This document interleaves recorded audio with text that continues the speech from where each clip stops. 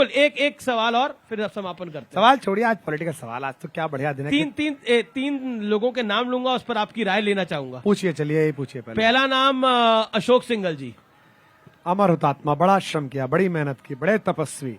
इस राम मंदिर की नींव में जो पत्थर लगे होंगे उनमें पहला दूसरा पत्थर अशोक जी का लगा होगा यहाँ पर।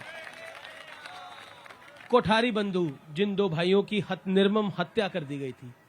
आज पूनम दीदी को ये लग रहा होगा कि उनके 2 भाई गए लेकिन 200 करोड़ भाई प्रसन्न हैं, ये लग रहा है। जोरदार तालियां इस बात के ऊपर, बहुत सुंदर बात बोली है। अगला नाम पंडित अटल बिहारी वाजपेयी का। अटल जी भारत की सांस्कृतिक और संवैधानिक मर्यादा की लीक है। हम तो जिस राजनीति के विश्वविद्यालय में पढ़े हैं, अटल जी उसके कुलपति हैं।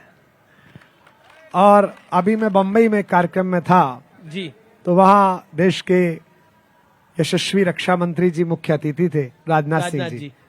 मैंने उनसे यही कहा, उनको संबोधित करते हुए, कि राजनीतिक शुचिता, भाषाई मर्यादा, सर्व स्वीकार, सद्भाव, लेकिन उसके बाद भी सांस्कृतिक राष्ट्रवाद, इसका जो विश्वविद्यालय अटल बिहारी वाजपेयी बनाकर गए, उसका अगर कोई वास्तविक कुलपति इस समय हो सकता है तो राजनाथ जी आप हो सकते हैं, आप ही हैं।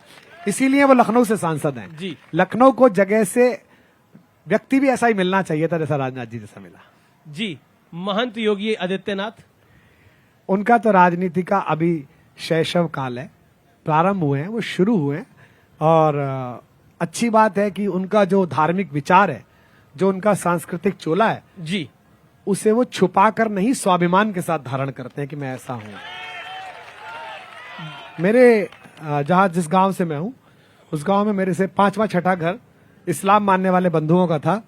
वो दिन भर टोपी पहनते थे, मुझे बहुत अच्छे लगते थे जी, कि उनके सिर पर टोपी है, ये उनका अपना धर्म है, और अगर उसका प्रकटीकरण वो कर रहे हैं तो बहुत अच्छा था। जो सुख मुझे इन सामने बैठे हुए सनातनियों के माथे पे सीताराम लिखा हुआ देख के हुआ है, वही सुख मुझे उन्हें देखकर होता है। दोनों को होता है सुख दे। बस मैं ये चाहता हूं कि आपकी टोपी की रक्षा के लिए मेरा सीताराम सन्नद्ध रहे और मेरे कृष्ण के जन्मस्थान के लिए आपकी टोपी भी सन्नद्ध रहे, तो इतना चाहता हूं।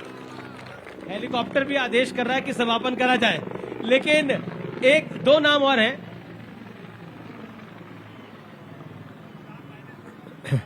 चार लाइनें, बिल्कुल बिल्कुल बिल्कुल बिल्कुल बिल्कुल। तो समापन करा जाएगा। गृह मंत्री अमित शाह। भारतीय राजनीति में जितनी हमारी वैविध्य भरी राजनीति है, जिसमें बहुत सारी समस्याएं हैं, अलग अलग तरह के लोग हैं, उसमें एक दृढ़ संकल्प का जैसा आदमी चाहिए कि ये होना है तो ऐसे होना है। वो उस तरह के व्यक्ति हैं। बहुत सारे लोग उनसे असहमत होते हैं, लेकिन शायद कुछ लोग जानते हों, और इसका सार्वजनिक प्रकटीकरण करना भी नहीं चाहिए जी।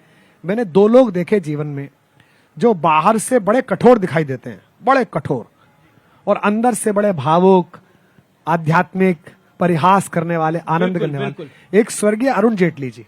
अरुण जी की इमेज थी कि अरुण जी बहुत टफ हैं, लेकिन आप अकेले में कभी अरुण जी से बात करें, मिलें, बहुत। यही गृह मंत्री जी का है कि वो अपना काम तो करते ही हैं, एक तो मेहनती बहुत ज्यादा है और उन्हें इतनी मेहनत नहीं करनी चाहिए, मैं ऐसा सोचता हूँ, इतनी वो मेहनत करते हैं। आपका मैसेज वो सुन लेंगे इसके माध्यम से। हाँ, लेकिन वो अंदर से आध्यात्मिक चेतना से भरे हुए व्यक्ति हैं, जिसमें जो उनका जैनत्व है जी, कि सबका ठीक हो, कोई बुरा ना हो। लोगों को लगता है भाई, लेकिन अब देवता भी जब युद्ध करते हैं तो राक्षसों का संहार करते हैं जी, तो ऐसा कई बार हो जाता है, लोगों को लगता होगा, लेकिन अंदर से बहुत मीठे हैं। स्टालिन, क्या मैं उनको बोलूं, ईश्वर उनके पिताजी के नाम का स्मरण कराता रहे। करुणानिधि भगवान का नाम है जी, और किसने दिया है करुणानिधि नाम? हनुमान जी ने।